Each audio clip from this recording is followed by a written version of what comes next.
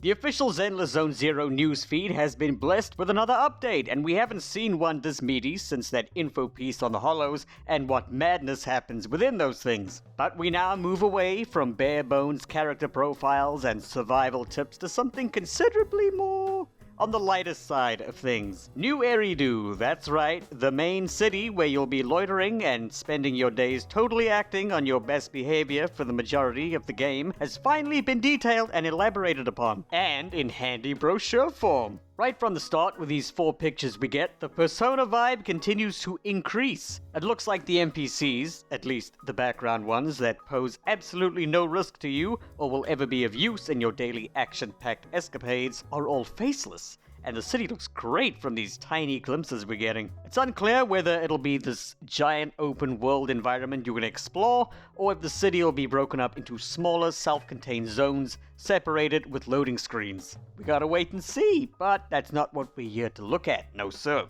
We're all here today in this cramped classroom with piss-poor ventilation to learn about New Eridu and all of its wonders, and most importantly, as with the Hollow Survival Guide, how not to die an early death. There's a bunch of words before the actual brochure begins that says, quote, New Eridu is known as the Lost Oasis due to the technology allowing the city to coexist with the Hollows. The magic behind the city's prosperity is the ether resource, for which various factions have their eyes set on. This dangerously rowdy and vibrant city attracts all kinds of people. As requested by New Eridu City Administration, we provide the latest city guide to all those who wish to enter New Eridu. Please check it out. End quote. Man, this New Eridu City Administration is on the ball with their marketing and tourism materials. Ah, the city life. Yes, the city life, that sweet stench of exhaust fumes, ramen shops, adult vending machines, and open manhole covers. Truly a dream cocktail for the senses. So what's New Eridu like?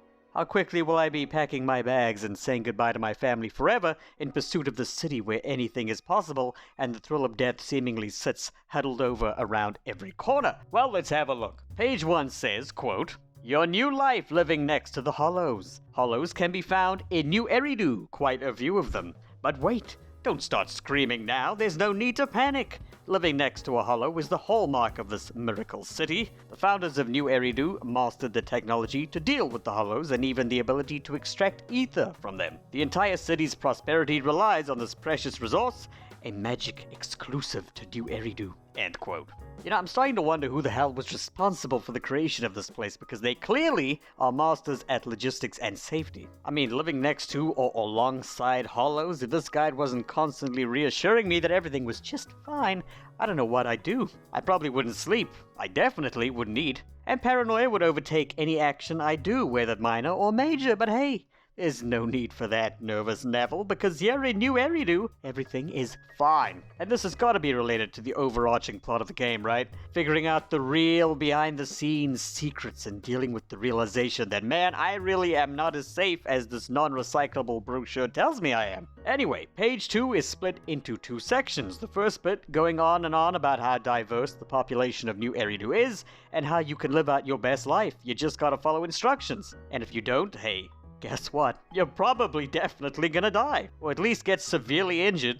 There's also mention of the wonder substance ether and how incredible and essential it is to maintaining the technology of the city, and an interesting mention of the old civilization, which is either the world as we know it right now, before all hell broke loose with those gosh darn hollows popping up all over the landscape like the zits on your cousin in high school's face, or this old civilization is something completely different, like ancient aliens or some shit. Section 2 on page 2 expands on the first half by mentioning some of the fantastic diversions available, like spending time at the arcade, or inhaling a large bowl of ramen at the ramen shop. All of these venues, by the way, are apparently on 6th Street, which I have heard on good authority is home to a bunch of legitimate businessmen in purple clothing, but I digress. The point of page 2, summarized in one sentence, is, the world is in shambles, but goddamn Ethel, I could really go for a good bowl of ramen and some record store window shopping. And finally, page 3 allows all of us potential future permanent residents of New Eridu some insight into what will help us integrate into the hustle and bustle of existence within these neon corridors. You just gotta take it slow, you know. Take it slow. Make sure you're getting stronger, taking your vitamins so you're prepared for any unexpected action or fight sequences. Increase your mental fortitude in anticipation of hollow adjacent life. And last but perhaps most importantly, walk around, see the sights, sounds, smells, and shit Night City, New Eridu, has to offer. It's really just that easy. It's so simple my dead grandmother could do it, and she's dead. And a grandmother. So if she can do it, so can you. God bless. There you go, another riveting entry in the Guide to New Eridu series. It's become apparent to me, that these factions we're learning about, like Gentle House, etc., are the real rebels of the city's harshly imposed laws and instructions. They need freedom, they crave it. But the man just won't let them, so they're perceived as bad guys, when, in reality, they're just people who have decided to grab their lives by the balls and live the way they want to live. That's my interpretation, at least. What's next, miHoYo? Hoyoverse? Whatever the hell you go by these days? Keep these marketing pieces coming, because I love them. And until next time, I gotta go buy some shiny new 6-foot-tall speakers.